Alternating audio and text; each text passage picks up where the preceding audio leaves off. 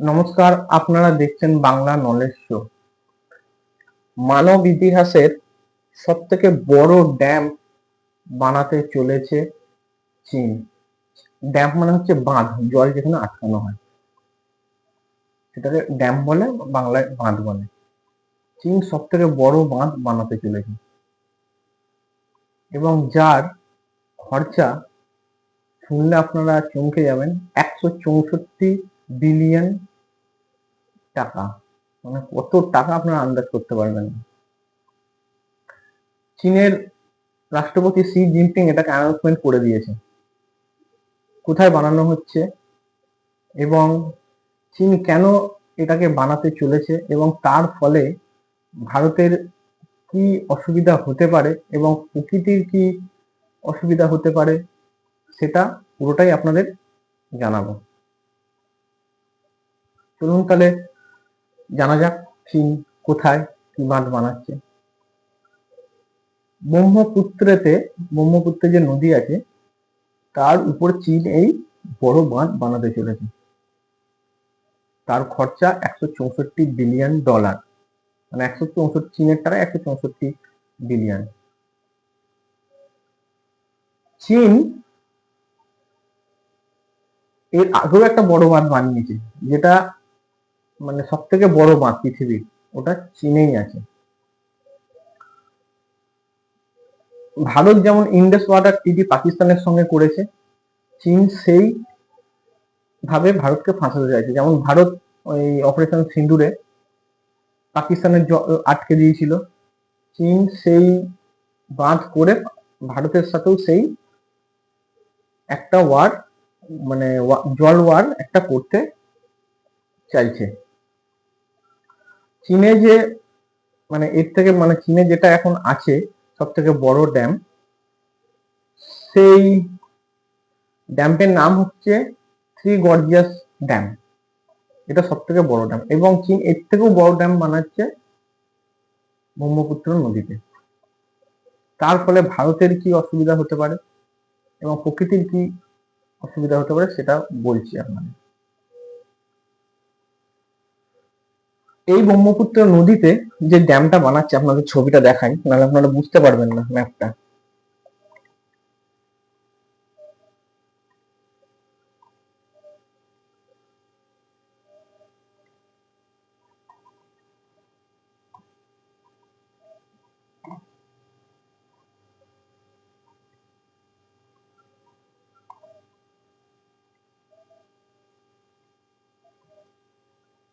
এই যে নীল কালারের যে একটা বর্ডার আপনারা দেখতে পাচ্ছেন, নীল কালারের, এই দেখুন, এই নীল কালারের বর্ডারটা হচ্ছে আমাদের ভারতবর্ষে যেটা এসছে সেটা হচ্ছে ব্রহ্মপুত্র নদী বলা হয়। এটা তিব্বতের মধ্যে থেকে অরুণাচল প্রদেশে ঢুকেছে, অরুণাচল প্রদেশ থেকে আসামে ঢুকেছে এবং আসাম থেকে মেঘালয় কিছুটা পার্ট আছে, মেঘালয়ের পার্ট থেকে বাংলাদেশে এটা বে অফ বেঙ্গলে পড়েছে। ঠিক আছে, বুঝতেই পারছেন ভারতের কিছু রাজ্যের মধ্যে দিয়ে এটা গেছে। তো এই যাওয়ার কারণে যদি চীন ভারতের এই জল আটকে দেয় কোনো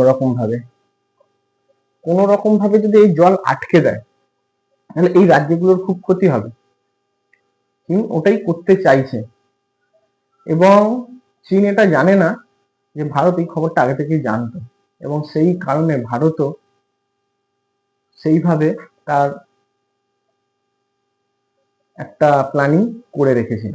কি প্ল্যানিং? ভারতও একটা বাঁধ বানাতে চলেছে, চীন যেখানে বানাচ্ছে তার থেকে কিছুটা অনেকটা দূরে একটা বাঁধ বানাতে চলেছে। ভারতের ওটা 150 বিলিয়ন টাকা খরচা আছে, প্রচুর টাকার খরচা। করে বুঝবেন? আমাদের যে তিনটে সেনা আছে, জল থল বায়ু, ভারত সরকার যে ওদের খরচা দেয় সেই খরচা হচ্ছে আমেরিকান ডলারে 80 বিলিয়ন টাকা। ওর দ্বিগুণ চায়না খরচা করছে এবং ওই দ্বিগুণের থেকে কিছুটা কম ভারত খরচা করছে, 150 বিলিয়ন। তো চায়না এটাকে ওয়ার হিসেবে ব্যবহার করবে, যেমন পাকিস্তানের সাথে আমরা করছি। সেই কারণে ভারত একটা প্রজেক্ট নিয়েছে, ভারত একটা বাঁধ বানাচ্ছে এবং চায়না যখন এটাকে যুদ্ধের সময় ব্যবহার করবে নিশ্চয়ই জল বহু ছেড়ে দেবে, নয় জল একটা সময় কম ছাড়বে। যদি বেশি জল ছেড়ে দেয় তাহলে তো এইসব রাজ্যগুলোতে বন্যার পরিস্থিতি হবে, এবং চাষের সময় যদি জল না দেয় তাহলে আমরা চাষ করতে পারবো না।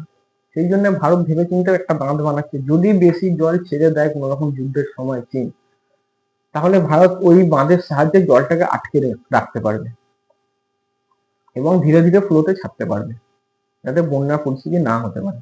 এবার ভাবুন, যদি চাষবাসের সময় চীন জল আটকে দিল, আমাদের কাছে তো পর্যাপ্ত জল থাকবেই, সেই জলটাই ব্যবহার করা হবে তখন সামান্য পরিমাণে ছাড়তে ছাড়তে আমাদের চাষবাসটা সেইভাবে হতে পারে।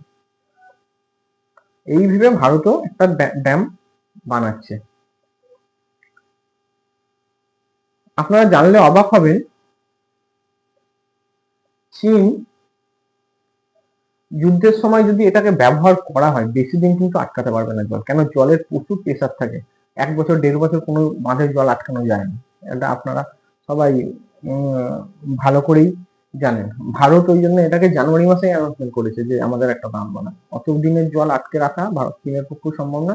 আর ভারত তো জল কম কমই পাবে, চীন যখন বাঁধ বানাচ্ছে কিছু করেই ছাড়বে, তো ভারতও তেমন ভাবে ফ্লো করবে ভারতের মধ্যে। আর এটার কারণে চীন যে বাঁধটা বানাচ্ছে সেই জন্য চীনের যে ওরা বলছে আমরা বিদ্যুৎ বানাবো, বিদ্যুৎ দিয়ে আমাদের দেশে কারেন্ট তৈরি করব বিদ্যুৎ দিয়ে। তো ঠিক আছে, বানাচ্ছে বানাক, কিন্তু আসল কি কারণ সে তো সবাই জানে। এবং ভারত যে বাঁধ তৈরি করছে, ভারত ওখান থেকে প্রচুর বিদ্যুৎ তৈরি করতে পারবে, এবং ফিউচারে ভারতেরও অনেক বিদ্যুতের প্রয়োজন, কারণ আমরা যত ডেভেলপ করছি এবং যত ব্যাটারি চালিত জিনিস আমাদের ভারতবর্ষে উৎপাদন হচ্ছে, ধীরে ধীরে ওগুলো সব ব্যাটারি চালিত হয়ে যাচ্ছে। তো ব্যাটারির জন্য তো আমাদের কারেন্টের দরকার, তো কারেন্ট সেই জন্য আমাদের ফিউচারে অনেক দরকার এবং সস্তা দরকার। সেই কারণে ভারত ওটা থেকেও অনেক কারেন্ট তৈরি করবে, এবং যুদ্ধ পরিস্থিতিতে ভারত ওটাকে মোকাবেলা করতে পারবে। আপনারা